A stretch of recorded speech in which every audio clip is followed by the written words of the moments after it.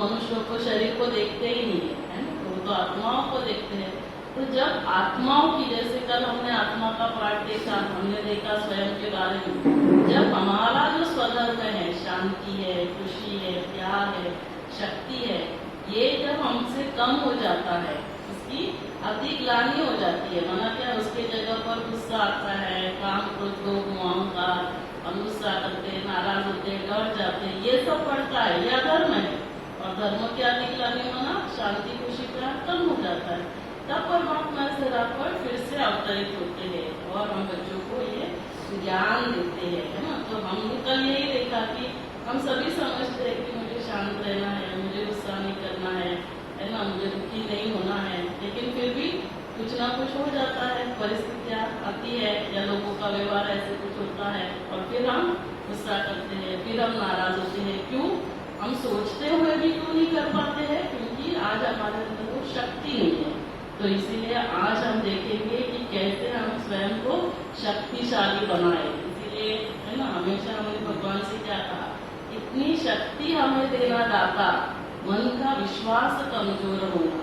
हमने ये नहीं कहा कि हमको है ना बाहुबल की शक्ति देना, ये शक्ति नहीं। आज किसी के पास धन की शक्ति है ना, करोड़ों रुपए होंगे, लेकिन हो सकता है कि उसको ऐसे कोई बीमारी है, वो कहेगा डॉक्टर को पूरा मेरा करोड़ों रुपया लो, आपको करको है, लेकिन क्या कभी उसके मन को हम ठीक कर पाते हैं उस धन से? नहीं। किसी के पास WWF वाला कभी है ना, बाहुबल की शक्ति है, लेकिन घर में यदि किसी की मृत्यु हो जाती है तो डर जाता है, तो वो उसको शरीर की शक्ति काम में आती है क्या?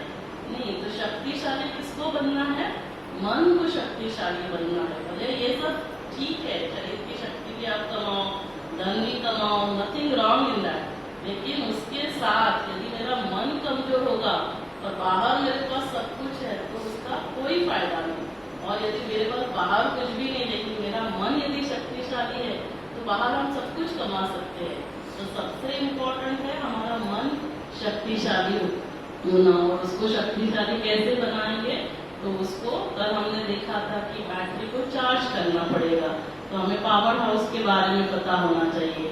तो जब हम परमात्मा से कनेक्शन लगाएंगे, मन शक्तिशाली होगा, तो मेरे शरीर में क्या क्या होगा? पॉजिटिव हार्मोन्स रिलीज होंगे, हेल्दी जीन्स एक्टिवेट होंगे, मेरी इम्यून पावर सिस्टम अच्छी होगी, तो मेरा शरीर स्वस्थ होगा।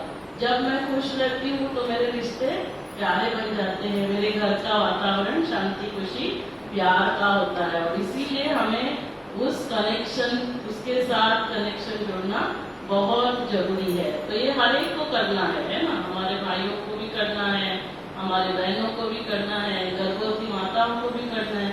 विशेष गर्भवती माताएं करें, क्योंकि उसके जब वो खुद इन 7 गुणों से भरपूर होती है तो बच्चे का सॉफ्टवेयर जो है, बच्चे का मन और बच्चे का शरीर परफेक्ट डेवलप होता है और वो जीवन भर फिर स्वस्थ रहता है। तो इसीलिए गर्भवती माताओं को भी ये करना है। तो कल हमने देखा था, क्योंकि शायद आप में से कोई नए हैं, तो कल हमने स्वयं के बारे में जाना था। क्योंकि गुस्सा कौन करता है? गुस्सा मुख नहीं कर रहा है ना, वो सोचने वाला कौन है? मन। और मन किसकी शक्ति है? आत्मा की शक्ति है, क्योंकि मन से हम सोचते हैं, बुद्धि से निर्णय लेते हैं, और जो हम कर्म करते हैं वो रिकॉर्ड होते हैं, उसको संस्कार बोलते हैं।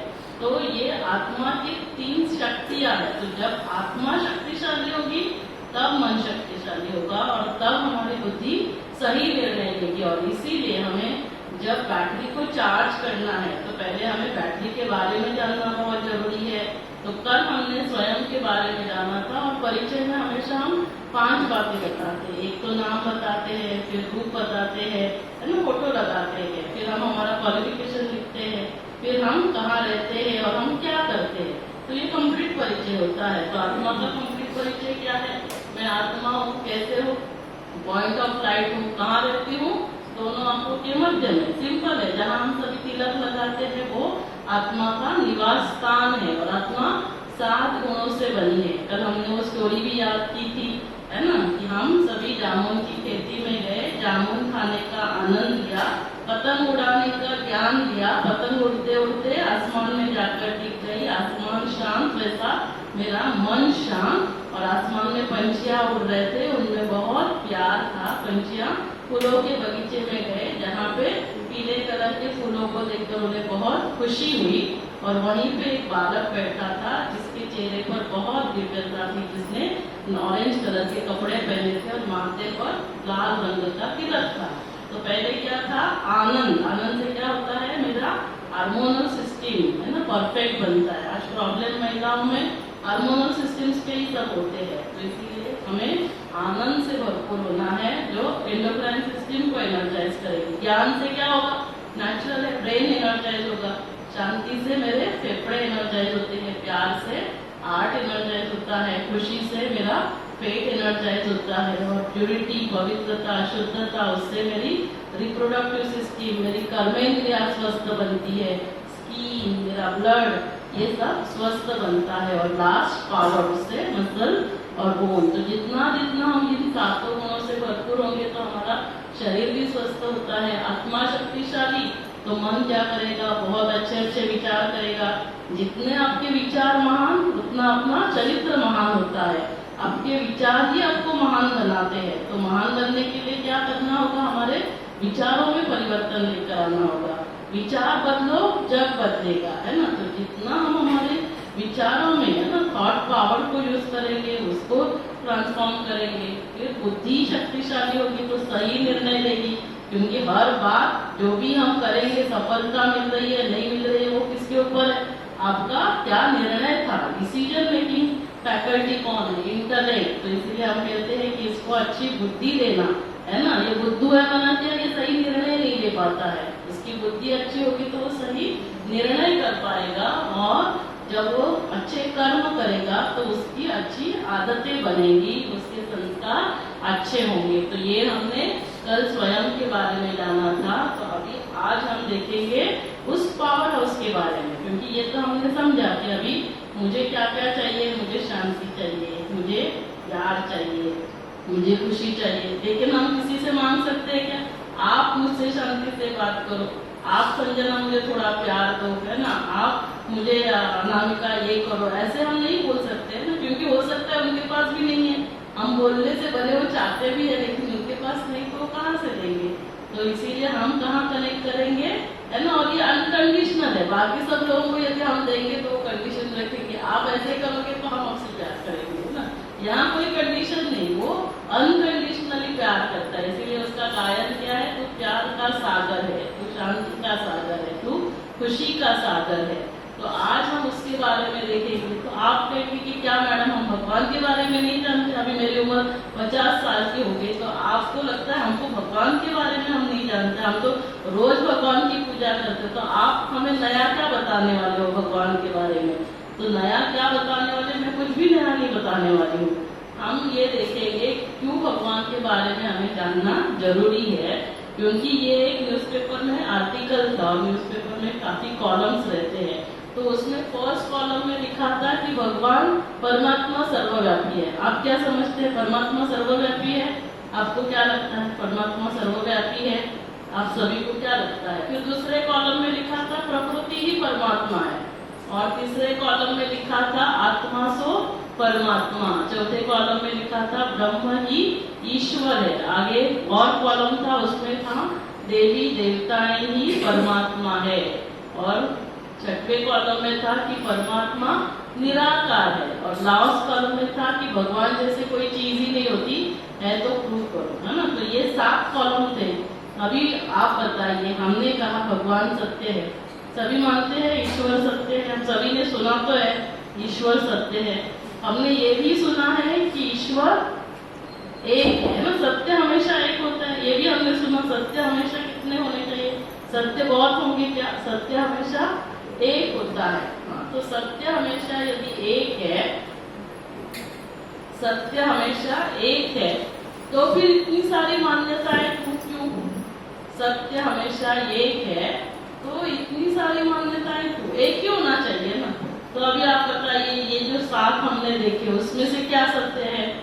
इसमें से क्या सभी सत्य है, या इसमें से एक सत्य है, या सत्य कुछ और है? तीनों हो सकता है ना, सत्य कुछ और भी हो सकता है, या इसमें से एक सत्य हो सकता है, या फिर 7 ही सत्य है। तो चलो देखते हैं अभी, क्योंकि ये तो हम सभी मानते हैं कि ईश्वर सत्य है, और सत्य हमेशा एक होता है। ये यहाँ तक सभी एक्सेप्ट करते हैं ना, तो आगे जाए। हाँ, तो आगे देखते हैं। तो अभी क्या करेंगे, अभी ये जो हमने 7 मान्यता देखी, हम क्या करेंगे उसको कसौटी के ऊपर कसकर देखेंगे। कसौटी क्या है, पैरामीटर्स है कि ईश्वर हम उसे कहे जो सर्वधर्म मान्य है ना। सभी धर्मों के लोगों का भगवान एक ही होना चाहिए। सभी ने कहा ना गॉड इज वन, अल्लाह एक है, ईश्वर एक है, भगवान एक है, गॉड इज वन, ना हर एक धर्म का वो एक ही है, अलग अलग तो नहीं होगा। फिर वो सर्वोच्च शक्ति होना चाहिए। ईश्वर के ऊपर कोई होगा तो ईश्वर, उसको भगवान कैसे कहेंगे, है ना। भगवान के ऊपर कोई नहीं होना चाहिए। फिर भगवान वो जो सर्वपर है ना, जो जन्म मरण के फेरे में ना आए, कोई भी फेरे में ना आए। फिर भगवान हम उसे कहेंगे जो सर्वज्ञ है, जो सब कुछ जानता है। और भगवान हम उसे कहेंगे जो सर्वगुणों का सागर है। तो यहाँ तक ऐसे जो होगा उसे हम भगवान कहेंगे। तो अभी देखते हैं, अभी हम सभी कसौटी पर सभी मान्यताओं को देखेंगे और उसमें से फिर क्या सत्य है वो देखेंगे। तो पहली मान्यता हमने देखी कि प्रकृति ही ईश्वर है, प्रकृति परमेश्वर है। क्या लगता है आपको, नेचर गॉड हो सकता है क्या, प्रकृति परमात्मा हो सकती है? हाँ, क्योंकि अभी की प्रकृति क्या क्या हो रहा है, अभी रिसेंटली इतना बड़ा भूकंप हुआ, अर्थक्वेक हुआ, तो सुनामी आती है, भूकंप होता है, चक्रवात होता है, बाढ़ आती है। तो तभी फिर क्या होता है, हमें दुख होगा कि सुख मिलता है?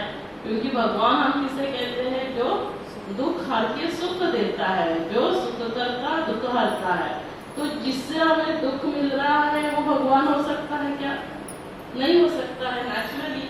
तो प्रकृति क्या है, परमात्मा की बहुत सुंदर रचना है। हाँ, प्रकृति बहुत सुंदर थी जब परमात्मा ने ये धरा बनाई, तो बहुत सुंदर। अभी इस पे हम नहीं जाएंगे ये सब ऐसा क्यों हुआ, क्योंकि उसका एक अलग ही टॉपिक है। लेकिन प्रकृति आज हमें दुख दे रही है क्योंकि प्रकृति को हमने इतना दुख दिया है। तो प्रकृति परमात्मा नहीं हो सकती। इसीलिए किसी ने क्या खूब कहा है कि है ना, जिसकी रचना इतनी सुंदर तो वो कितना सुंदर होगा, है ना। जिसकी रचना इतनी सुंदर तो वो कितना सुंदर होगा, सोचो तो सही। फिर दूसरी मान्यता, आत्मा सो परमात्मा। हम सभी मंदिर में जाते हैं और मंदिर में जाकर हम क्या कहते हैं, तुम माता पिता हम बालक थे। यदि हमने कहा आत्मा सो परमात्मा तो क्या होगा, सभी पिता हो जाएंगे, तो फिर बालक कौन होगा? आत्मा सो परमात्मा, तो सभी क्या हो गए, सभी एक हो गए, तो सभी भगवान सभी पिता हो गए। तो कोई भी अपने बच्चा जो है वो अपने बच्चों का पिता बन सकता है। अपने पिता का पिता कैसे बन सकता है? अपने पिता का जैसे बन सकता है, लेकिन अपने पिता का तो पिता नहीं बन सकता है। तो इसका मतलब आत्मा से परमात्मा नहीं हो सकता। और ये कोई ऐसे डिग्री नहीं है कि हम पुरुषार्थ करें और परमात्मा बन जाए। हाँ, हम पुण्य कर्म करके पुण्यात्मा बन सकते हैं, महान कर्म करके महात्मा बन सकते हैं, धर्म स्थापन करके धर्मात्मा बन सकते हैं, दैवी गुणों को धारण करके देवात्मा बन सकते हैं। और ये होते भी काफी है ना, कितनी सारी पुण्यात्माएं हैं, महात्माएं हैं, धर्मात्माएं, देवात्माएं, लेकिन परमात्माएं नहीं कहा जाता। परमात्मा हमेशा एक होता है। हम परमात्मा के समान बन सकते हैं, लेकिन हम परमात्मा नहीं बन सकते। हम भगवान जैसे बन सकते हैं, लेकिन हम भगवान नहीं बन सकते हैं। फिर आगे मान्यता थी कि ब्रह्म ही ईश्वर है। तो ये क्या है, अभी मकान है और ये क्या है, मकान मालिक है। तो अभी ये मकान कहेगा कि मैं ही मकान मालिक हूँ, तो चलेगा क्या? दोनों अलग अलग है ना। ये रहने का स्थान है और ये उस घर में रहता है। वैसे ही है ना, जैसे ये दोनों अलग अलग है, तो वैसे ही ब्रह्म क्या है, ब्रह्म महतत्व है ना। ब्रह्म रहने का स्थान है और वहाँ परमात्मा रहते हैं। तो परमात्मा अलग और ये रहने का स्थान ब्रह्म महतत्व अलग। हमने क्या किया, तत्व के साथ ही योग लगा दिया, तत्व ज्ञानी बन गए, तत्व योगी बन गए। हमने ब्रह्म महतत्व के साथ योग लगाया, हमने परमात्मा के साथ योगी नहीं लगाया, क्योंकि हमने समझा ब्रह्म ही ईश्वर है। ब्रह्म में रहने वाला वो ईश्वर, ब्रह्म महतत्व में रहने वाला ब्रह्मांड जिसको कहा, ब्रह्म जिसको कहा, ये रहने का स्थान है। ये रहने का स्थान है। तो ब्रह्म ईश्वर नहीं हो सकता। यहाँ तक सभी एक्सेप्ट कर रहे हैं ना, सभी एक्सेप्ट कर रहे हैं, आगे चले। तो जो आगे की मान्यता है, क्या परमात्मा सर्वव्यापी है? तो आपको क्या लगता है? परमात्मा सर्वव्यापी है, इस कूड़े कचरे में, कुत्ते बिल्ली में, सब में परमात्मा है। अभी आपको कहेंगे नीचे हमारे यहाँ वहाँ पे डस्टबिन रहता है, कचरा है, वहाँ जाकर क्या हम रह सकते हैं? तो क्या भगवान इसमें रह सकता है? इतनी सर्वोच्च हस्ती, तो वो क्या कचरे में रहेगा? फिर हमने कहा कि ये अभी खून ही खून कर रहा है, तो ये एक भगवान दूसरे भगवान का खून कर रहा है। क्या लगता है आपको कि इसके अंदर भगवान है, इसके अंदर भी भगवान है, सर्वव्यापी है, ये भगवान इस भगवान का खून कर रहा है? क्या ऐसे हो सकता है? हाँ, तो क्या होता है फिर लोग कहते हैं क्या है ना मैडम, हर एक के अंदर शैतान भी होता है, भगवान भी होता है, अभी डिपेंड करता है किसकी आवाज सुनते हैं। तो क्या भगवान इतना निर्भर है कि वो अंदर बैठा है और फिर वो चुप बैठता है, हमारे ऊपर है, हम उसकी आवाज सुनेंगे शैतान की आवाज? अभी हमारे घर में बच्चे झगड़ा करते हैं तो माता पिता देखते रहेंगे कि उनका लड़ाई झगड़ा सुलझाएंगे, तो एक भगवान दूसरे भगवान का खून तो नहीं कर सकता है। अभी इसके अंदर भगवान बैठा है ना, जो सुख करता दुख आता है, और ये इतना दुखी, तो कैसे हो सकता है? अभी सिंपल अग्नि है, अग्नि में हम यदि लोहा डालते हैं तो वो लोहा गर्म होगा कि नहीं? अभी अग्नि के पास भी इतनी ताकत है, शक्ति है कि वो अपनी गर्मी लोहे में ट्रांसफर करती है। अभी भगवान जो सर्वोच्च हस्ती है, अंदर बैठा है, दुख आता सुख करता है, दुख आने वाला सुख देने वाला, और ये व्यक्ति इतना दुखी, वो कैसे हो सकता है? इसका मतलब परमात्मा सर्वव्यापी नहीं हो सकता। फिर ये मान्यता कहाँ से आई? क्यों लोगों ने कहा? सभी मानते हैं परमात्मा सर्वव्यापी है। अभी मैं कहाँ अकेले जा रही हूँ तो फिर आप पूछेंगे मैडम अकेले जा रहे हो, तो मैं क्या कहूँगी? भगवान मेरे साथ है। तो फिर वो हमारी भावना है ना, हमने क्या समझा? भावना को ही हमने रियल समझ लिया, तो भावना के बोल थे। और क्यों आया ये शब्द? क्योंकि जो भावना थी, एक तो प्यार की वजह से, जैसे मीरा को इतना प्यार था तो मीरा ने क्या कहा? जहाँ देखो तू ही तू, है ना, सब जगह तू ही तू नजर आ रहा है, तो प्यार इतना था।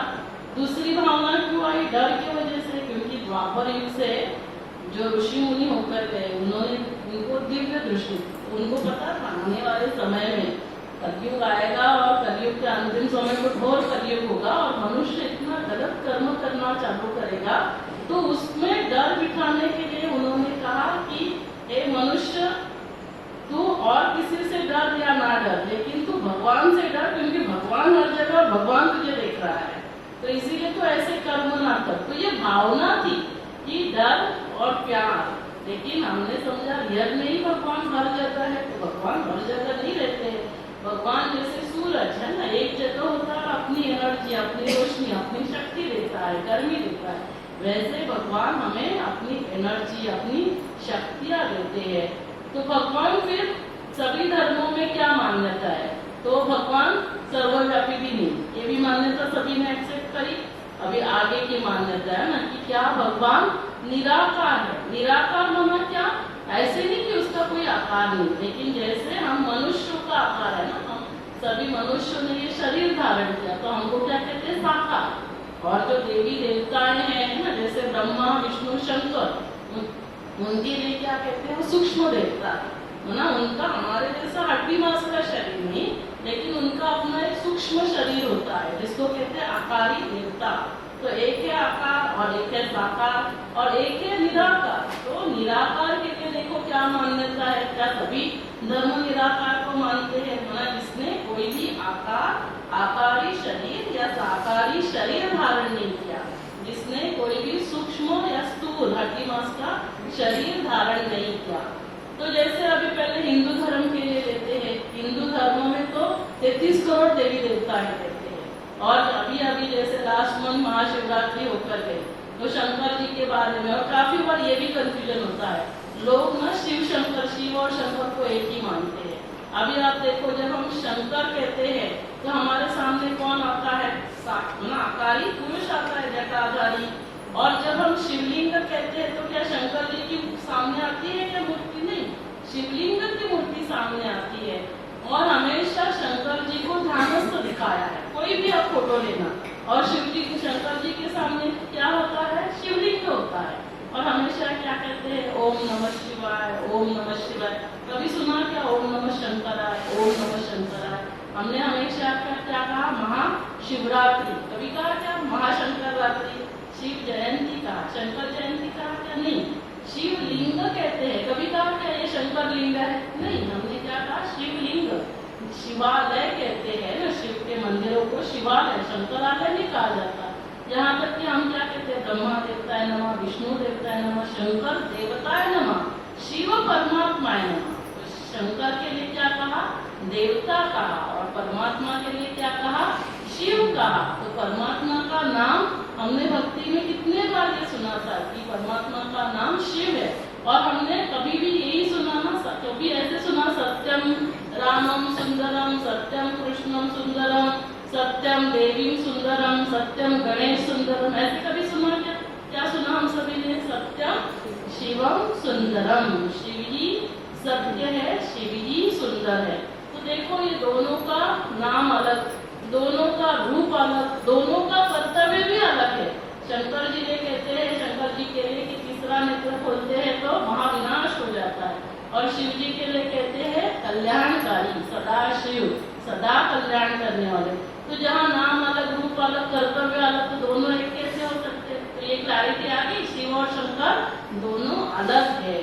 फिर बाकी देवताओं के बारे में देखो, कृष्ण राम के बारे में, कृष्ण के बारे में यदि आप देखेंगे तो महाभारत में दिखाया है, जब पांडवों के कौरवों के ऊपर विजय प्राप्त करने से पहले पांडवों के द्वारा शिवलिंग की स्थापना की, इसीलिए कहते हैं गोपेश्वर, जो कृष्ण के भी ईश्वर है। राम के लिए भी दिखाते हैं रामायण में, क्योंकि राम को पता था रावण की शिव भक्त था, यदि उसके ऊपर मुझे विजय प्राप्त करनी है तो मुझे शिव की आराधना करनी पड़ेगी, तो शिवलिंग की स्थापना करते, इसलिए कहते रामेश्वरम, जो राम के भी ईश्वर है। तो ये जैसे आप दोनों देखेंगे, कृष्ण और राम, इन दोनों ने शरीर धारण किया, शरीर धारण किया तो इनके माता पिता भी थे, इनके गुरु भी थे, तो ये सर्वोच्च भी नहीं हो सकते हैं, ये सर्वोपरि भी नहीं हो सकते, क्योंकि जिसका जन्म हुआ, जिसने शरीर धारण किया, उसको शरीर भी छोड़ना पड़ता है। तो देवी देवताएं सर्वोच्च नहीं हो सकते, क्योंकि उसके ऊपर माता पिता तो हमेशा ऊंच रहेंगे, गुरु हमेशा हमसे ऊंच रहेंगे। हम फेरे में आए, जन्म लिया तो फेरे में आना ही पड़ेगा, तो इसका मतलब देवी देवताएं भी परमात्मा नहीं हो सकते। तो हमने हिंदू धर्म में किसकी पूजा की, हमने कहा कि भगवान ईश्वर ज्योति स्वरूप है, तो इसीलिए इसको क्या कहते हैं, ज्योतिर्लिंगम, है ना, हमेशा। और भारत में हर छोटे से छोटे गांव में भी आप जाएंगे, आपको शिव ज्योतिर्लिंगम मंदिर मिलेंगे, और 12 ज्योतिर्लिंगम हमारे यहाँ प्रसिद्ध है। तो ज्योति का प्रतीक, लिंग माना का प्रतीक, अभी ज्योति पॉइंट की हम पूजा कैसे करें, आराधना कैसे करें, इसीलिए क्या बनाया, एक प्रतीक बनाया। तो हिंदू धर्म में ईश्वर के लिए क्या मान्यता है, ईश्वर प्रकाश है, ईश्वर ज्योति स्वरूप है, और इसीलिए जब आत्मा शरीर छोड़ती है तो आत्मा हम ज्योति लगाते हैं ना, ज्योति चली गई है ना, प्रकाश चला गया, तो परमात्मा क्या है, ज्योति स्वरूप है। अभी हमारे मुस्लिम भाई बहनों का देखो क्या मान्यता है, हमारे मुस्लिम भाई बहने मूर्ति पूजा को नहीं मानते, लेकिन वो क्या कहते हैं, अल्लाह एक नूर है, नूर माना प्रकाश, तो अल्लाह, उन्होंने भी क्या कहा, जहाँ हिंदू धर्म ने ज्योति कहा, प्रकाश कहा, उन्होंने क्या कहा, अल्लाह एक नूर है। और वो क्या करते हैं, हर यात्रा पर जाते हैं, काला का ये पवित्र पत्थर है, उसका वो दर्शन करते हैं, तो ये भी क्या है, पॉइंट जैसा है आकाश, तो ये ज्योति भी क्या है, पॉइंट है, ये भी क्या है, पॉइंट है। अभी हमारे क्रिश्चियन भाई बहन क्या करते हैं, चर्च में कैंडल जलाते हैं, एक बड़ी कैंडल होती है, फिर छोटे छोटे, तो बड़ी कैंडल गॉड और बाकी छोटे हम, हमारा स्वरूप, तो वो क्या कहते हैं, गॉड इज लाइट। तो हिंदू धर्म में प्रकाश कहा, मुस्लिम भाई बहनों ने नूर कहा, तो इन्होंने लाइट कहा, लेकिन बात किसकी हो रही थी, एक उस निराकार की, एक उस पॉइंट की, एक उस प्रकाश की, ज्योति की, नूर की, है ना, लाइट की बात हो रही थी। यहाँ तक कि बाकी जैसे गौतम बुद्ध है, उनको भी किसका, वो भी मूर्ति पूजा को नहीं मानते, लेकिन उनको भी साक्षात्कार किसका हुआ, एनलाइटमेंट, प्रकाश का साक्षात्कार हुआ। बाकी भारत के बाहर भी पशुपतिनाथ है ना, तो सिर्फ भारत में ही मंदिर है शिव के, ऐसे नहीं, भारत के बाहर भी उसका ही गायन है। और बाकी धर्मों में भी, जैसे गुरु नानक देव जी ने भी उस एक निराकार ज्योति का ही गायन किया। एक ओंकार निराकार निर्वैर अकाल मूर्त अजोनी। तो किसकी बात हो रही थी? एक निराकार की। तो सभी ने अंगुली कहाँ की? ऊपर की। किसी ने भी नहीं कहा कि मैं भगवान हूँ। हाँ, क्राइस्ट ने कहा I am the messenger of God, I am the son of God. किसी ने नहीं कहा कि मैं भगवान हूँ। तो ये सभी क्या है? भगवान के मैसेंजर्स भगवान ने भेजे। ये सभी देवी देवता है। ये सभी क्या है? धर्म पिता है, धर्मात्मा। तो ये धर्मात्मा है, ये देवात्मा है, हम सभी मनुष्य आत्माएं हैं। हम पुण्य कर्म करके पुण्यात्मा बनते हैं, महान कर्म करके महात्मा बनते हैं। कभी सुना क्या? पुण्य शरीर, ये महान शरीर है, ऐसे सुना क्या?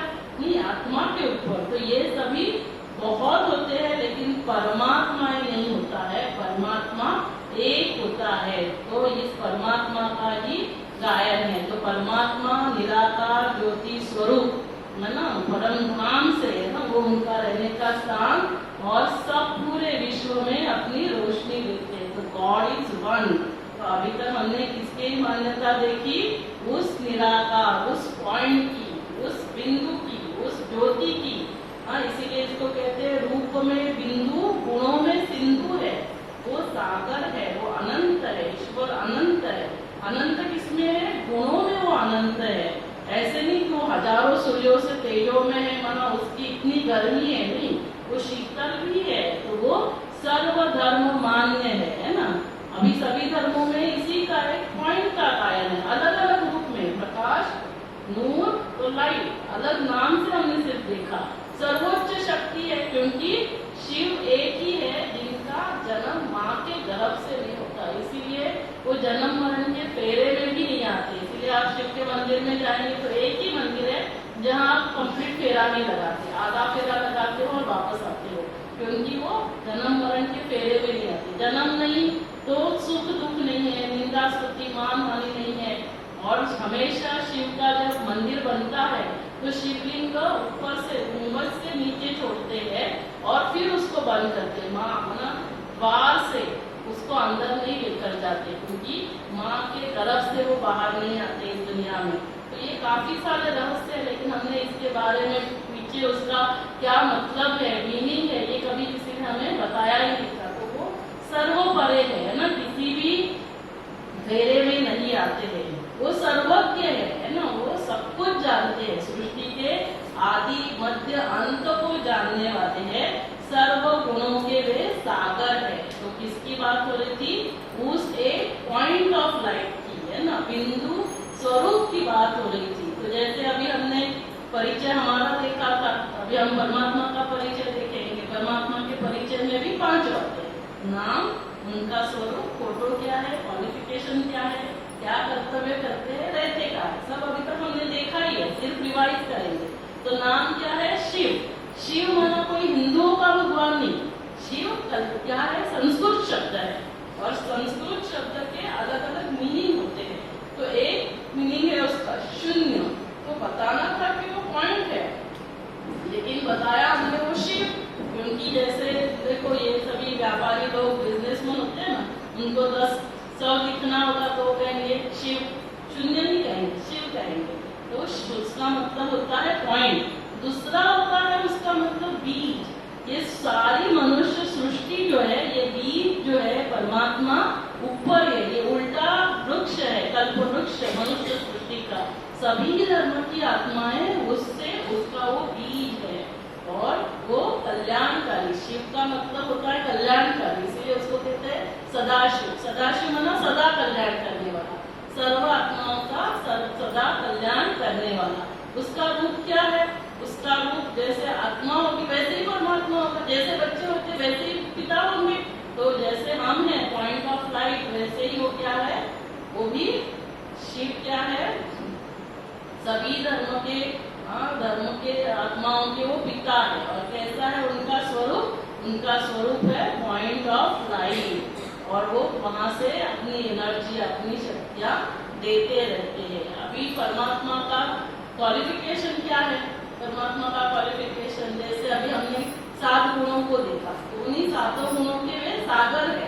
परमात्मा के लिए कहते हैं पतित पावन, ज्ञान सागर, गीता ज्ञान दाता, सती सद्गति दाता, मुक्ति जीवन मुक्ति दाता, शांति के सागर, खुशी के सागर, प्यार के सागर, आनंद के सागर, पवित्रता के सागर, सर्वशक्तिवान। ये सारा किसका गायन है? और हमने जैसे हमारे बापू जी थे, वो कहते थे पतित पावन सीताराम, है ना, वो भी राम राज्य की संकल्पना करते थे कि राम राज्य होना चाहिए।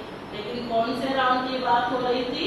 ये परमात्मा राम की, है ना। वैसे राम तीन जगह राम का उल्लेख आता है। एक है त्रेता वाला सीता वाला राम, दूसरा जो आत्मा राम है ना, जो कटकट में बैठता है आत्मा, उसको भी राम कहते हैं, और एक परमात्मा राम। तो ये पतित पावन है, ये गीता ज्ञान दाता है। आकर ये गीता का ज्ञान देते हैं, निराकार भगवान आकर गीता का ज्ञान देते हैं कि कैसे आपको फिर से एम्पावर होना है, प्यूरिफाई होना है। पतित पावन माना क्या करेगा? आकर पतितों को पावन बनाता है। रहते कहाँ है ना, हमने देखा कहाँ रहते हैं? ब्रह्म महतत्व में, है ना। ये एलकेजी का सिलेबस है, छोटे बच्चों को हम पढ़ाते हैं। Twinkle twinkle little star, how I wonder what you are, up about the world so high, like a diamond in the sky. तो ये किसका गायन था? परमात्मा का गायन था। और उसको हम क्या कहते हैं? शांति धाम, है, जहाँ शांति ही शांति है ना। उसको परम धाम, परम माना हाईएस्ट, उसके ऊपर कोई रहने का स्थान नहीं है। वो रूहानी दुनिया, रूह है ना, माना आत्माओं की दुनिया, जहाँ हम सभी आत्माएं परमात्मा के साथ इस दुनिया में रहते हैं, जिसको कहा जाता है स्वीट साइलेंस होम। यह हम सभी आत्माओं का घर है, परम धाम, शांति धाम। और परमात्मा क्या कर्तव्य करते हैं? क्यों उनका इतना गायन है? क्यों गायन है? वो भी तो आत्मा ही है, फिर इतना गायन क्यों है? इतनी मंदिर, इतनी इतनी उनकी पूजा क्यों होती है? सभी धर्मों में पूजा हो रही है उस पॉइंट की, तो ऐसे क्या करके गए? इसलिए उनका गायन क्या है? ऊंचा तेरा नाम, ऊंचा तेरा काम, ऊंचा तेरा धाम। तो ऐसा क्या ऊंचा काम उन्होंने किया जिसके लिए इतना गायन है? तो परमात्मा इस जगह पर आते हैं, हम आत्माओं की बैटरी फिर से चार्ज करते हैं, और ये जो निगेटिव दुनिया बनी है उस दुनिया को फिर से पॉजिटिव दुनिया बनाते हैं। ये जो कलयुग बना है उसको फिर से सतयुग बनाते हैं, ये नरक बना है उसको फिर से स्वर्ग बनाते हैं। कैसे बनाएंगे स्वर्ग? यही तो मैं आपसे पूछ रही थी कि स्वर्ग कैसे बनेगा। हमें इस धरा को स्वर्ग बनाना है, माना क्या? इस धरा पर हर एक सुख शांति खुशी से भरपूर होना चाहिए। तो हर एक जब परमात्मा से कनेक्ट होगा, परमात्मा को याद करेगा और यथार्थ रूप से याद करेगा, तब उसकी बैटरी जो है वो शांति खुशी प्यार से वो भरपूर हो जाएगा। तो कोई भी परिस्थिति, कोई भी व्यक्ति उसकी खुशी को गायब नहीं कर सकते, उसके सुख को गायब नहीं कर सकते। तो हर व्यक्ति जब सुख शांति से भरपूर होगा तो वो धरा क्या बन जाएगी? स्वर्ग बन जाएगी। तो स्वर्ग बनने के लिए, बनाने के लिए क्या करना होगा? पहले मुझे यहाँ अंदर स्वर्ग बनाना होगा। अंदर मुझे कोई भी परिस्थिति है, लोगों का व्यवहार कैसे भी है, लेकिन मुझे शांत रहना होगा, मुझे खुश रहना होगा, मुझे प्यार से भरपूर रहना होगा, शक्तिशाली होकर रहना होगा। तब ये धरा फिर से स्वर्ग बन जाती है। इसके लिए मुझे परमात्मा से, उस पावर हाउस से कनेक्शन लगाना होगा, उसके साथ योग लगाना होगा। तो परमात्मा आकर हमें क्या करते हैं? एम्पावर करते हैं। उसकी शक्तियाँ मुझ में प्रवाहित होती है, मेरा मन शक्तिशाली, वो एनर्जी मेरे शरीर में प्रवाहित होती है, शरीर स्वस्थ बनता है, मेरे आसपास वो एनर्जी प्रवाहित होती है। देखिए ये एनर्जी हमसे बाहर जा रही है, तो बाहर सभी जितने भी लोग हैं उनको एनर्जी मिलती है, और ये धरा फिर से, ये प्रकृति फिर से स्वर्ग बन जाती है। तो परमात्मा कब इस धरा पर आते हैं? क्योंकि अभी हमने देखा कि परमात्मा रहते कहाँ है? परम धाम में। तो यदा यदा ही धर्मस्य ग्लानिर्भवति भारत, जब जब इस धरा पर अधर्म की आती होती है ना, हमारी बैटरी डिस्चार्ज होती है, तो ये वो समय चल रहा है जब परमात्मा इस धरा पर आए हैं। जैसे हम सभी देखते हैं दिन की सुबह है, दोपहर है, शाम है और रात है, तो वैसे ही सृष्टि की सुबह थी जब हम सभी आत्माएं सुख शांति खुशी प्यार से हम भरपूर थे। उस समय को क्या कहते हैं? सतयुग कहा जाता है। तो सतयुग में क्या होता है? हम सभी सुख शांति से भरपूर, उसको कहा जाता है लक्ष्मी नारायण का राज्य, सत्य नारायण, सूर्य नारायण का राज्य। तो यहाँ हमारी बैटरी 100%, फिर हम जन्म पुनर्जन्म लेते हैं तो हमारी बैटरी क्या होती है, सुख शांति की थोड़ी सी यूज हो गई तो थोड़ी सी डिस्चार्ज होती है, थोड़ी कम होती है, लेकिन अभी भी दुख शांति नहीं है। अभी हम कहाँ हैं, सुबह से दोपहर, सतयुग से त्रेता युग, जिसको कहा गया राम सीता का राज्य है ना, सीता राम का राज्य, यहाँ पे भी सुख शांति है, अभी भी दुख शांति नहीं। अभी यहाँ क्या है, सिर्फ ये एक ही धर्म है, देवी देवता धर्म, और इन्हीं का ही राज्य है। तो धर्म सत्ता राज्य सत्ता एक होती है। 2500 साल 1250, और यहाँ 2500 साल के बाद जब हम जन्म पुनर्जन्म लेते हैं तो हमारी बैटरी और डिस्चार्ज हो जाती है। तो क्या होता है, थोड़ा सा गुस्सा आता है, थोड़ा सा लोभ आता है, हमारे अंदर विकार आते हैं, तो दुख अशांति आती है। तो यहाँ दो पूर्व हो जाते हैं, धर्म सत्ता राज्य सत्ता अलग हो जाती है, और सुख शांति के साथ दुख और अशांति भी आती है, इसीलिए उसको द्वापर, दो पूर्व, द्वापर युग कहा। तो ये क्या हुआ, हम शाम की तरफ आए। यहाँ फिर जैसे ही दुख शांति आई तो हमने भगवान को पुकारना चालू किया, क्योंकि फिर हमको याद आया कि भगवान ने हमें सुख शांति दी थी। यहाँ हमने भगवान को याद ही नहीं किया, क्योंकि हमें सुख और शांति थी, दुख शांति थी नहीं। तो यहाँ यदि भगवान को याद करते थे तो दुख शांति आती ही नहीं थी। लेकिन ये सब नाटक बना हुआ है ना, हम भूल जाते हैं, और इसीलिए फिर दुख अशांति आती है।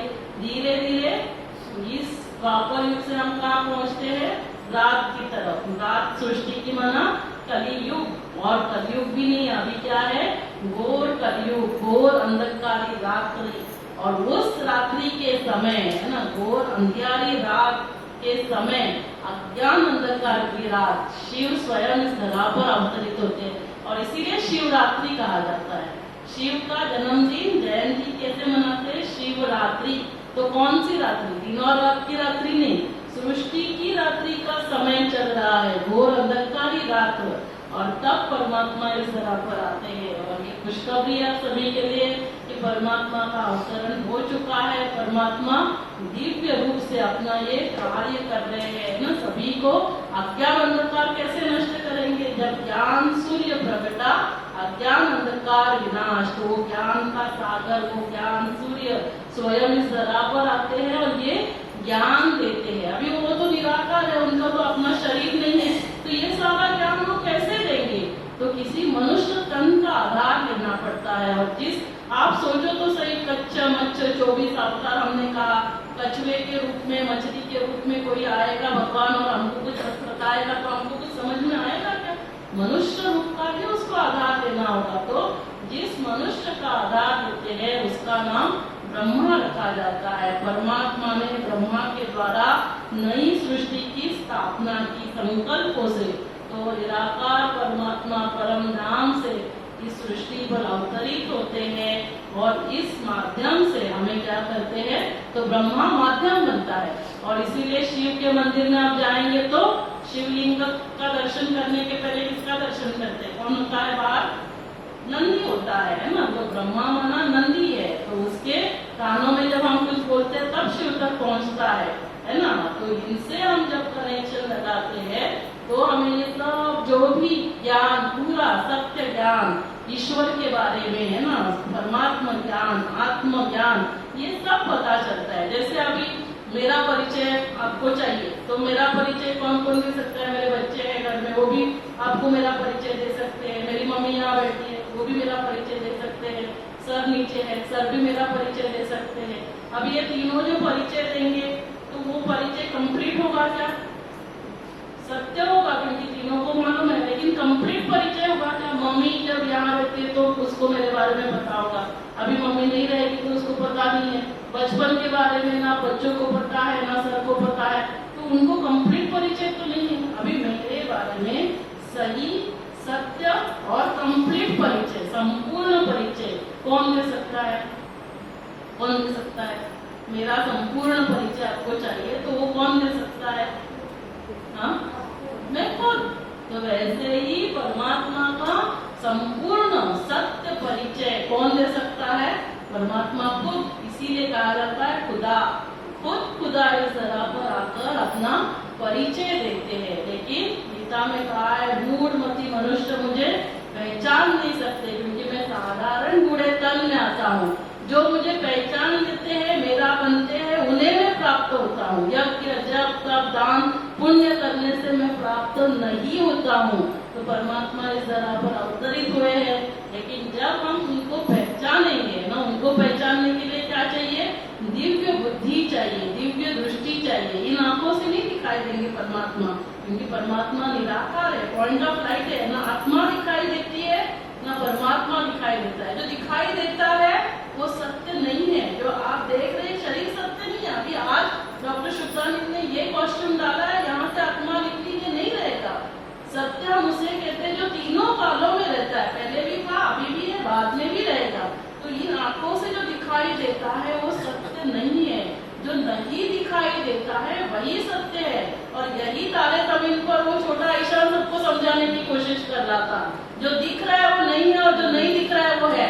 वो क्या समझा रहा था? ये दिखाई नहीं दे रहा है, वही सत्य है। आत्मा दिखाई नहीं दे रही है, वही सत्य है। परमात्मा आत्मा है, वो दिखाई नहीं दे रही है, वो सत्य है। लेकिन हम उसको समझ ही नहीं पा रहे।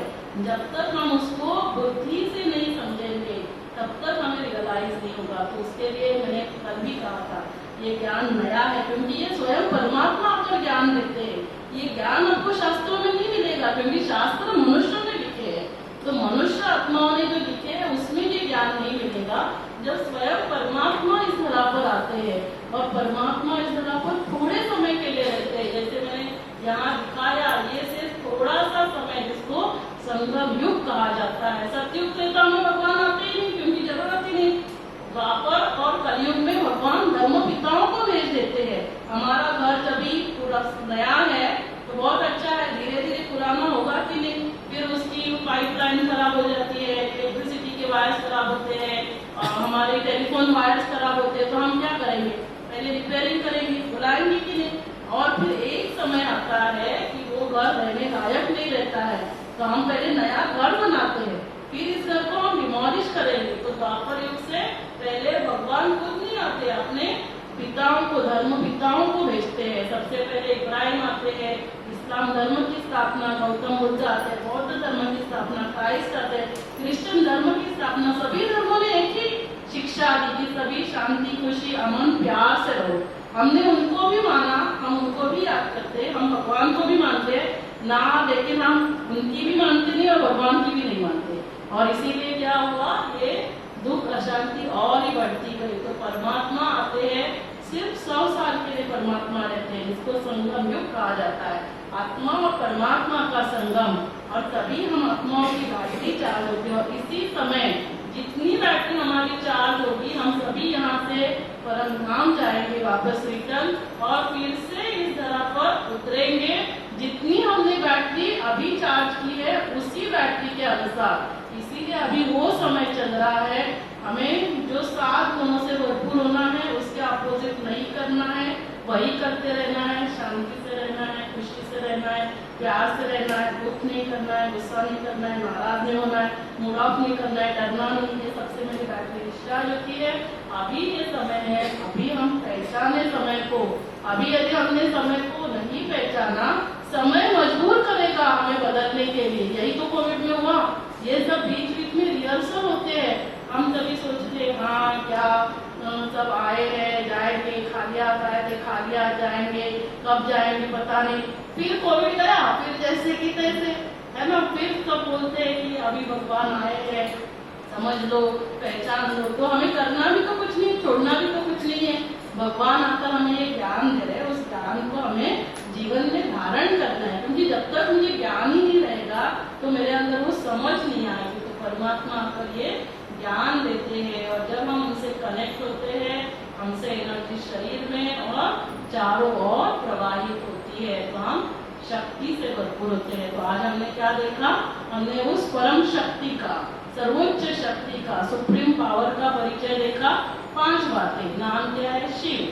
कहाँ रहते, कैसे है? Point of light. कहाँ रहते हैं? परम धाम में। और 7, ये जो 7 गुणों से आत्मा बनी है, उसी 7 गुणों के वो सागर है। और क्या करते हैं? इस दुनिया को, हम आत्माओं को पहले प्यूरिफाई करते हैं, हमें पावन करते हैं, एम्पावर करते हैं, और फिर से ये धरा क्या बन जाती है, स्वर्ग बन जाती है। तो परमात्मा इस धरा पर एक ही कार्य करने के लिए आते हैं। वो हमारा बिजनेस, हमारे बच्चे, हमारी बीमारी ठीक करने के लिए नहीं आते हैं। हम कहते भगवान जी एक 3 BHK दे दो, भगवान जी एक गाड़ी दे दो, ये सब करने के लिए भगवान नहीं आते। उनके पास गाड़ी नहीं है। हाँ, वो हमारा माइंड शक्तिशाली बनाएंगे, हम अच्छा कर्म करेंगे, हम गाड़ी भी खरीदेंगे, हम बंगला भी खरीदेंगे, लेकिन वो हमें करना है। भगवान हमें शक्तिशाली बनाएंगे। तो भगवान को याद करके मुझे शक्तिशाली होना है, मुझे शांति खुशी प्यार से भरपूर होना है, फिर बाकी सब मुझे बाहर मुझे करना है। तो परमात्मा इस धरा को स्वर्ग बनाने के लिए आते हैं। और सभी को पता है स्वर्ग में कौन रहते हैं, देवी देवता। तो देवी देवता भी कौन है, मनुष्य ही है, लेकिन उनके कर्म ऐसे है ना। तो इस धरा पर अभी नर तो ऐसे करनी कर कि तू श्री नारायण बने, और नारी को ऐसे करनी कर कि तू श्री लक्ष्मी बने। तो ये परमात्मा आकर अभी कैसे कर्म करने हैं वो हमें सिखाते हैं। तो ब्रह्मा कुमारी ईश्वरीय विश्वविद्यालय का, इसको विश्वविद्यालय कहा जाता है। ये स्कूल है, यहाँ पढ़ाई जाती है।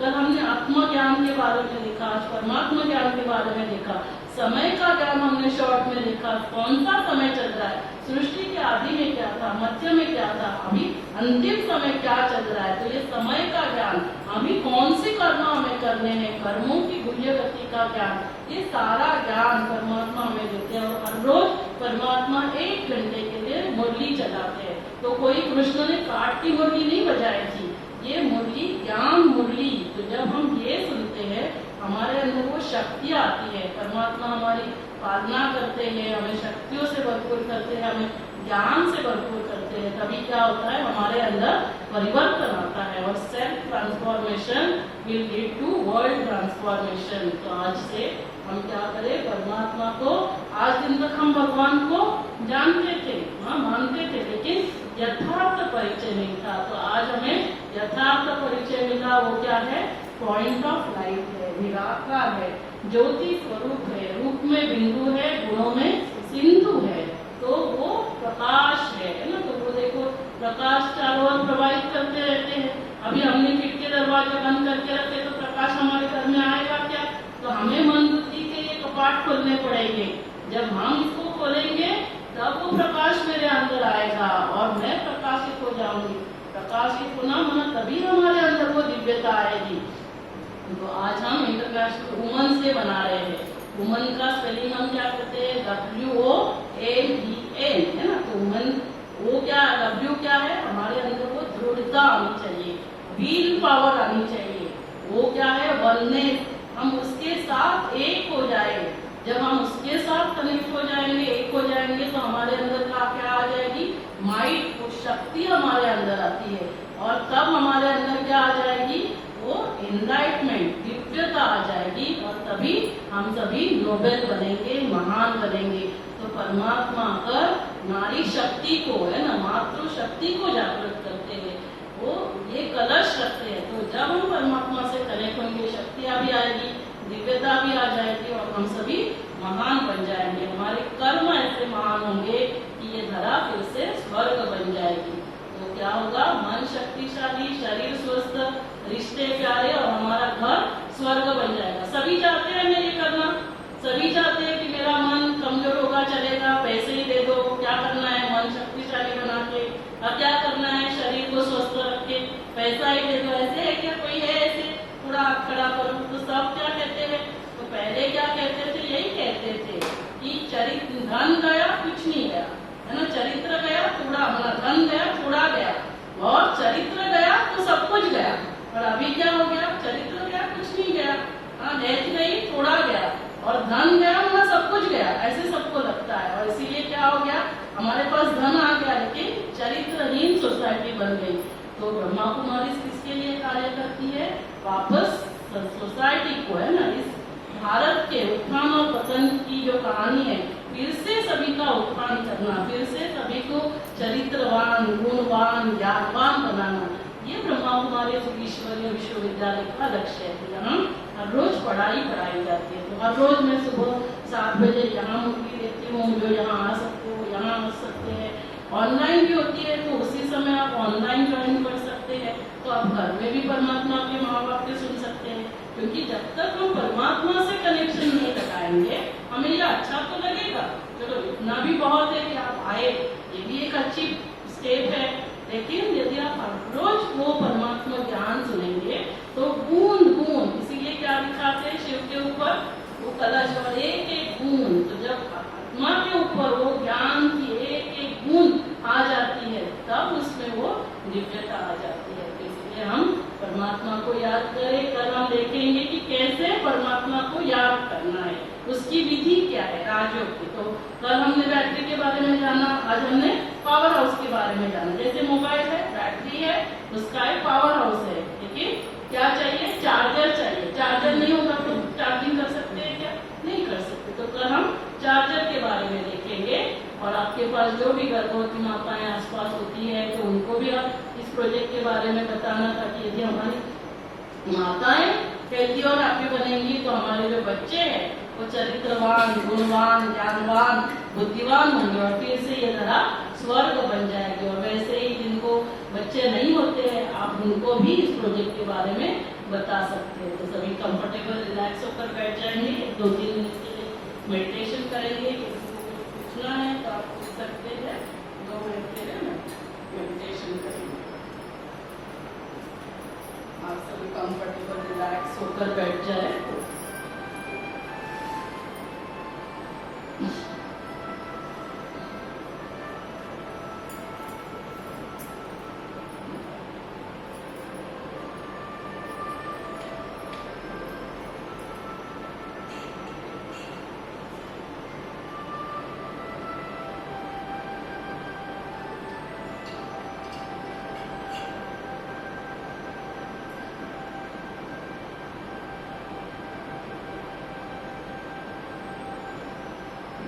ओम शांति।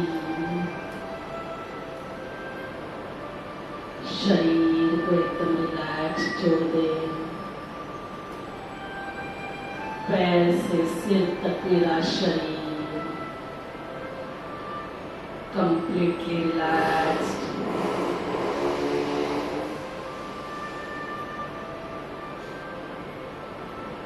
अब स्वयं को देखें मस्तक के मध्य में विराजमान चमकता हुआ सितारा।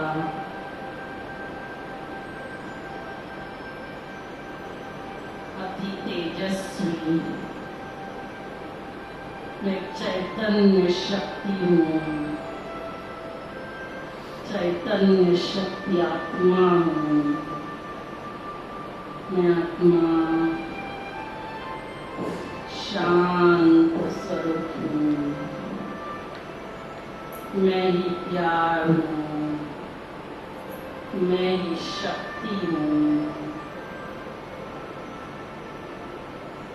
परम पिता परमात्मा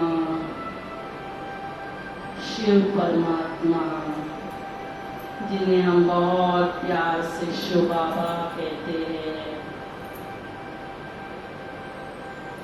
वो भी मेरे समान पॉइंट ऑफ लाइट चमकता हुआ सितारा है, रूप में बिंदु है लेकिन गुणों में सिंधु है।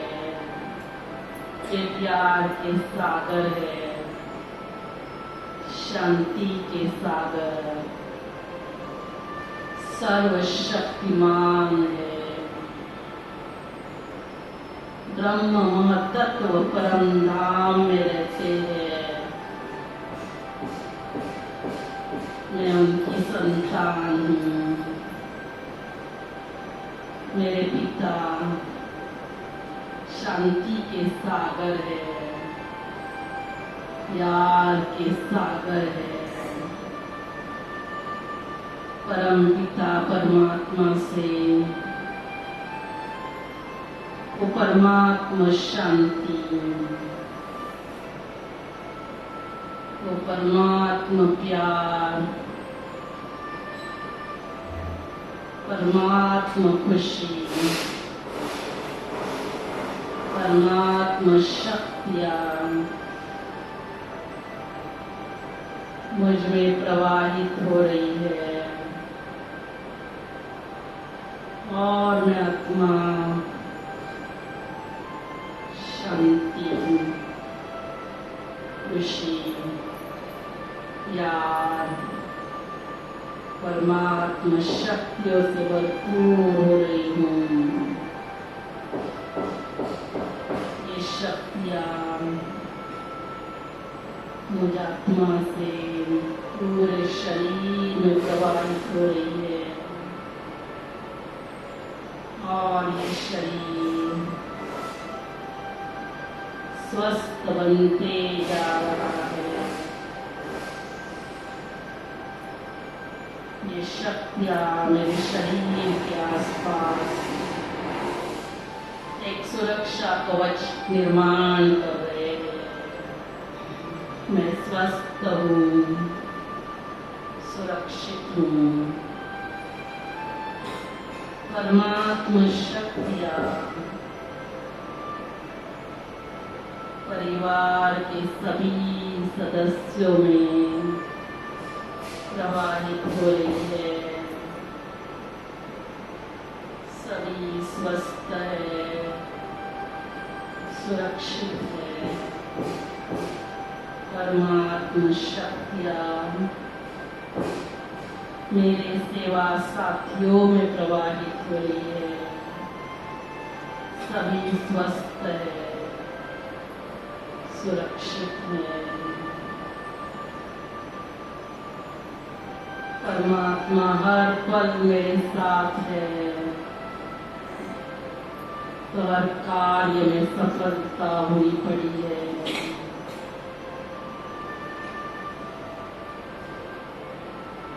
परमात्मा को याद करने से मेरा मन शक्तिशाली बन जाता है, मेरा शरीर स्वस्थ बन जाता है, मेरे रिश्ते प्यारे बन जाते हैं और मेरा घर स्वर्ग बन जाता है। घर में सुख शांति आती है और जब ये हर घर स्वर्ग बन जाता है, ये धरा फिर से स्वर्ग बन जाती है। तो परमात्मा इस धरा को, हमारे घर को स्वर्ग बनाने के लिए ही आते हैं। पहचानो ने वही समय चल रहा है जब परमात्मा गीता में वायदा किया है, उस अनुसार इस धरा पर अवतरित हो चुके हैं। भाइयों और बहनों, पहचानो में अब थोड़ा समय है परमात्मा को पहचान कर, उनके बताए हुए मार्ग पर चलकर हम हमारा और अपने परिवार वालों का भाग्य बनाए। यही वो भाग्य बनाने की वेला है, यही वो समय चल रहा है। हम हर रोज कुछ पल निकाले उन्हें याद करने के लिए। वो भोलानाथ आया है हमारी झोली भरने के लिए। भर लो अपनी झोली सुख शांति से, दे दो अपने दुख अशांति उसे। वही बिगड़ी को बनाने वाला है, भोलानाथ से निराला कोई और नहीं। बिगड़ी को बनाने वाला कोई और नहीं। अपने दिव्य बुद्धि से, ज्ञान के तीसरे नेत्र से पहचानो ने वही स्वर्ग की स्थापन करने वाला, स्वर्ग बनाने वाला इस धरा पर आया है। Thank you. हमें अपना बनाने के लिए, हमारा भाग्य बनाने के लिए थैंक यू शिव बाबा, शुक्रिया। ओम शांति। शांति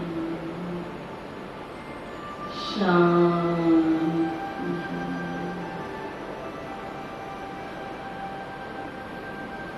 दोनों हाथ एक दूसरे के ऊपर रख करिए, ये एनर्जी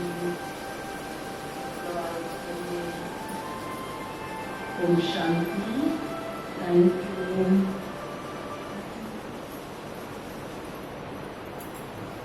किसी को कुछ समझ में नहीं आया